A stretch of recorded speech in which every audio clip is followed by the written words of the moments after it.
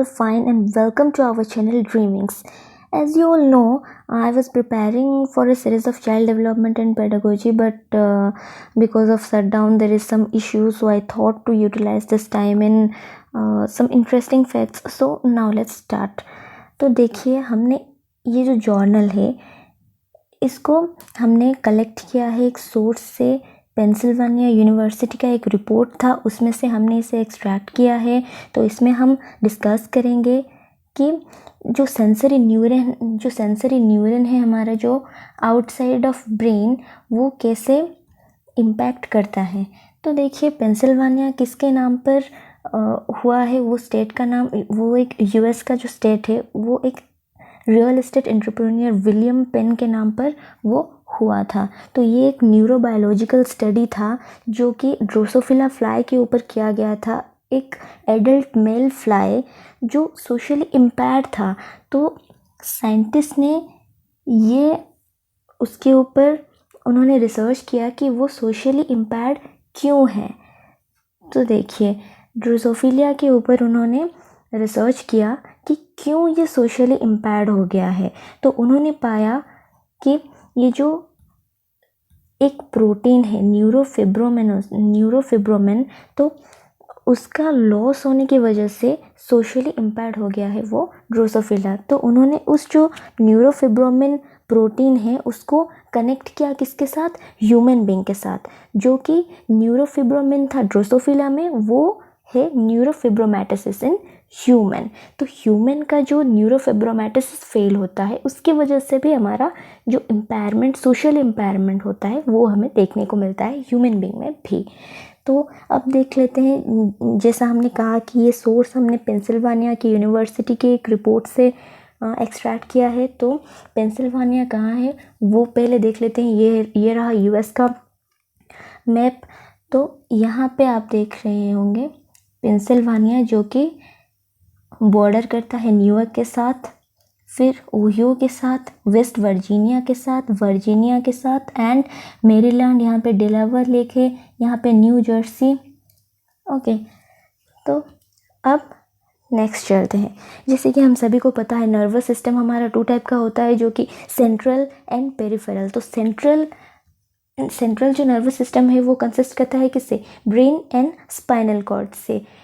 हालांकि जो peripheral nervous system है वो गैंग्लियन एंड नर्व को कंसिस्ट करता है, जो कि वर्टिब्रल कॉलम से प्रोटेक्टेड नहीं होता। स्पाइनल कॉर्ड एंड ब्रेन, ये तो वर्टिब्रल कॉलम एंड जो स्कल होता है हमारा, इससे प्रोटेक्टेड होता है। बट पेरिफेरल जो नर्वस सिस्टम होता है वो प्रोटेक्टेड नहीं होता, वो एक्सपोज्ड रहता है टॉक्सिक एंड मैकेनिकल इंजरीज से। तो इन ह्यूमन बीइंग में जो न्यूरोफिब्रोमिन था ड्रोसोफिला में था न्यूरोफिब्रोमिन, वो आ गया ह्यूमन बीइंग में न्यूरोफिब्रोमैटोसिस। तो जो हमारा पेरिफेरल सिस्टम है वो डिटरमिन करता है कि हम अपने एनवायरनमेंट, हमारे जो सराउंडिंग में जो एनवायरनमेंट है, हम उसे कैसे परसीव करते हैं। तो हम अपनी सोसाइटी में कैसे खुद को मैनेज कर पाते हैं। तो जो न्यूरोफिब्रोमैटोसिस लॉस होता है वो हमारा सोशल इम्पेयरमेंट का कॉज भी होता है, जो कि बच्चों में जनरली 3 इयर्स में देखा जाता है। जनरली जब एज अपना 3 इयर्स का होता है तब से ये देखा जाता है। तो ये काफ़ी इफ़ेक्ट करता है अपने ग्रोथ एंड डेवलपमेंट पर भी। तो अब डायरेक्टली आ जाते हैं ऑटिज़म स्पेक्ट्रम डिसऑर्डर के ऊपर, जो कि एक कॉज है न्यूरोफिब्रोमैटोसिस का फेल होने का। तो देखिए, ऑटिज़म स्पेक्ट्रम डिसऑर्डर क्या है, एक अबनॉर्मल फंक्शन है जो कि हमारा आउटसाइड ऑफ ब्रेन का होता है, मतलब कि जो हमारा पेरिफेरल न्यूरन से उससे कंट्रोल्ड होता है। ये कब स्टार्ट होता है, जनरली 3 इयर्स ऑफ लाइफ, मतलब कि 3 इयर्स जब होता है तब से हम इसे मार्क कर सकते हैं अपने बच्चों में। एंड ये इवन एडल्ट में भी देखा जा सकता है। कुछ एडल्ट्स भी इससे इम्पैक्टेड रहते हैं। तो अब देख लेते हैं कौन से पार्ट सब अफेक्टेड रहते हैं ऑटिज़म स्पेक्ट्रम डिसऑर्डर से। अब ये वाला पार्ट देखिए, जो सेरेब्रल कॉर्टेक्स है, ये एक ग्रे मैटर का लेयर होता है ये भी इससे अफेक्टेड रहता है। इतना डीप कुछ जाने की हमें ज़रूरत नहीं है, क्योंकि ये हम फिर से अपने चाइल्ड डेवलपमेंट वाले सीरीज़ पे भी कंटिन्यू करने वाले हैं, तो उसमें भी हम इसे काफ़ी अच्छे से डिस्कस करेंगे। तो जो एमिगडाला है इधर, ये भी इससे इम्पैक्ट होता है, हिप्पोकैम्पस भी इससे इम्पैक्ट होता है, जो ब्रेन स्टेम है ये भी इम्पैक्ट होता है, फिर बासल गैंग्लिया जो है ये भी इम्पैक्ट होता है, और कॉर्पस कैलोज़म है ये भी इम्पैक्ट होता है, सेरिबेलम भी इम्पैक्ट होता है, जो कि हमारा बैलेंस को रेगुलेट करता है अपने बॉडी के मूवमेंट्स में। तो चिल्ड्रन में क्या होता है, चिल्ड्रन में ये काफ़ी मतलब रिस्की होता है। देखिए, जो चिल्ड्रन होते हैं ये पीयर ग्रुप में काफ़ी एक्टिव होते हैं। हालांकि जिसको ये डिज़ॉर्डर होता है वो किस तरह से होता है, बच्चे जब सोशल अवेयर नहीं होते, आप लोगों को ध्यान में रखना चाहिए कि उसके साथ क्या गलत हो रहा है। तो वो फेशियल एक्सप्रेशंस को भी वो अंडरस्टैंड नहीं कर पाते, टच होने को भी उन्हें पसंद नहीं होता। काउंट, हालांकि कुछ count, measurement, art and music में वो अच्छे हो सकते हैं, पर वो इंटेलेक्चुअली ज़्यादा अच्छे नहीं हो सकते। तो वो रिपीट करते रहते हैं कुछ वर्ड्स को, कुछ डायलॉग्स को, कुछ फिल्म के डायलॉग्स को भी वो रिपीट करते रहते हैं बार बार, कोई वो नहीं कर पाते। देखिए, तो व्हाट इज़ ऑटिज़म। देखिए, ऑटिज़म में जनरली होता क्या है, सोशल डेफिसिट्स देखने को मिलते हैं, जहाँ कि हम अपने आसपास के कोई भी ग्रुप हो या फिर हमारी जो सोसाइटी है उसमें मिलजुल नहीं पाते सही से, कम्युनिकेशनल इम्पेयरमेंट्स होते हैं, हम किसी से आई कांटेक्ट सही से नहीं कर पाते, किसी से ठीक से बात नहीं कर पाते, बिल्कुल शाय बन के रह जाते हैं, कुछ भी हम किसी के साथ फ्री नहीं हो पाते जब ऑटिज़म स्पेक्ट्रम डिज़ॉर्डर हमें होता है। तो बिहेवियरल इनफ्लेक्सिबिलिटी भी दिखता है, कोई अगर हमें टच करे तो वो भी हमें अच्छा नहीं लगता। तो सोशली हम बिल्कुल इम्पेयर्ड हो जाते हैं, किसी से मिलना जुलना पसंद नहीं होता, काफ़ी सारे इंटरेस्ट भी सब चेंज हो जाते हैं, मोटर मैनरिज्म्स चेंज हो जाते हैं, फिर कम्युनिकेशन में तो काफ़ी सारे प्रॉब्लम्स होते हैं, लैंग्वेज लर्निंग में भी, लैंग्वेज एक्विजिशन में भी काफ़ी प्रॉब्लम्स होते हैं।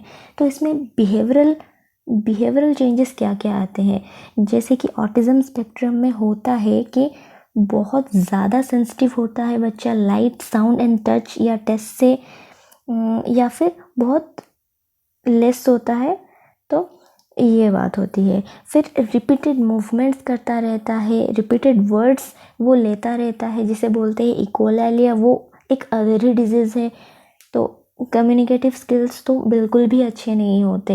रिस्क फैक्टर किसे होता है, यहाँ पे बॉयज़ को ज़्यादा रिस्क होता है, कुछ सर्टेन जेनेटिक डिज़ॉर्डर से, जैसे कि फ्रेजाइल एक्स हो गया, ये एक इंटेलेक्चुअल डिसेबिलिटी है, जो कि इसमें जो मेंटल डिज़ॉर्डर हम इसे बोल सकते हैं, मेंटल डिज़ॉर्डर एग्जैक्टली नहीं होता, पर इंटेलेक्चुअली मतलब उसका जो IQ है वो बिल्कुल कंटेन रहता है। इसमें जिसका फ्रेजाइल एक्स सिंड्रोम होगा वो बच्चा ऑटिज़म स्पेक्ट्रम डिज़ॉर्डर के साथ ज़्यादा उससे इम्पैक्ट हो सकता है। नेक्स्ट आ जाता है हमारा फिनाइल कीटोन्यूरिया, जिसमें हमारे जो फिनाइल एलानाइन है वो एंजाइम बिल्कुल इंक्रीज्ड होता है। फिर इसका रिजल्ट्स क्या हो जाता है, सीजर्स यानी कि फिट्स, और इंटेलेक्चुअल डिसेबिलिटीज़ भी काफ़ी सारे देखने को मिलते हैं, मेंटल डिसऑर्डर्स काफ़ी सारे देखने को मिलते हैं। फिर आ गया हमारा जो टॉपिक है एग्जैक्टली न्यूरोफिब्रोमेटोसिस का लॉस, जिसमें कि हम पिगमेंटेशन देखते हैं, स्किन का कलर चेंज हो जाता है, ट्यूमर्स भी ग्रोथ करते हैं। तो इन सब में भी ग्रोथ एंड डेवलपमेंट में काफ़ी सारे प्रॉब्लम्स देखने को मिलते हैं चिल्ड्रन में, और जो एडल्ट्स हैं उनमें भी काफ़ी सारे प्रॉब्लम्स देखने को मिलते हैं, वो अलोन होते हैं, वो डिप्रेशन में जा सकते हैं। तो इसका डायग्नोसिस क्या होता है, जैसे कि हम चिल्ड्रन के बारे में कुछ ज़्यादा देख रहे हैं, क्योंकि हमारा जो सीरीज़ है वो नेक्स्ट चाइल्ड डेवलपमेंट ही है, तो हम ये देख सकते हैं कि 12 मंथ्स में अगर कोई भी बैबलिंग भी नहीं कर पा रहा, कोई पॉइंटिंग भी नहीं कर पा, 16 मंथ में सिंगल वर्ड भी नहीं बोल पा रहा है, 24 मंथ्स में 2 वर्ड फ्रेज भी नहीं बोल पा रहा, और कोई आई कांटेक्ट भी ये नहीं कर पा रहा बच्चा।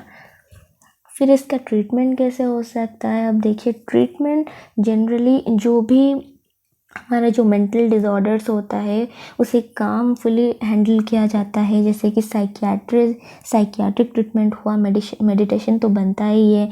फिर कुछ सारे टेस्ट भी होते हैं उसके इलाज के लिए, तो जैसे स्क्रीनिंग टेस्ट हो गया, सिटी स्कैन यानी कि कंप्यूटर टोमोग्राफी हो गई, mental health test, genetic test इसलिए होता है क्योंकि फ्रेजाइल एग्स, फिनाइलकेटोन्यूरिया, इस तरह की जो सिंड्रोम्स है वो काफ़ी कंट्रोल होता है जेनेटिक्स से, हमारी हेरिडिटी से।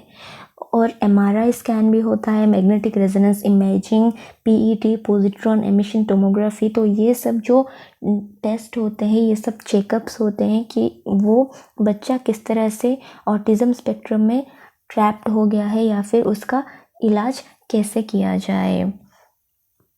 तो इसे हम देख सकते हैं वे फॉरवर्ड क्या है कि अगर किसी बच्चे को, आप किसी स्कूल में हो या फिर आपके घर में कोई बच्चा है जिसको आप सोशली इम्पेयर्ड देख रहे हो, वो पीयर ग्रुप के साथ एक्टिव नहीं हो रहा, तो इन सब के लिए अगर आप उसे टेस्ट करवा के लाते हो, पता चलता है कि वो ऑटिज़म स्पेक्ट्रम डिज़ॉर्डर में है, वो सफ़र कर रहा है, तो उसको बिल्कुल अकेले से नहीं छोड़ना चाहिए।